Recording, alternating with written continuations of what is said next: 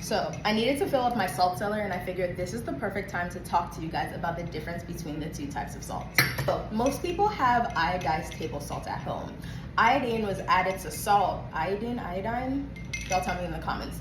That was added to salt way back when because people had a lot of iron deficiencies, and so they started adding it to salt as an easy way for people to get that nutrient or a mineral in their diet. So all the different salts have different salt flakes. If you actually look at a grain of salt and the way they are formed, you'll notice that they're actually different.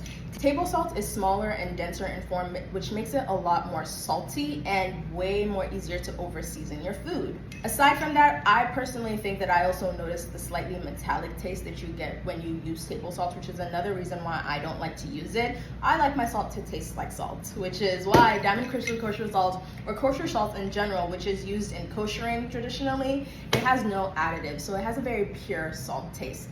And we all want our salt to just taste like salt, don't we? In addition to that, table salt also usually has anti-caking agents, which is another additive that sometimes, you want your salt to just be salt. As far as kosher salt though, there are two common types. There's Morton's and then there's Diamond Crystal. A lot of chefs go with Diamond Crystal because, similar to what I said earlier, the way the salt flakes are formed in Diamond Crystal, it is much lighter and flakier, which means that it's easier to, use it for sprinkling. It's easier to not over season your food when you're using it. I find that I can use a lot of this and it's very, very forgiving as a salt.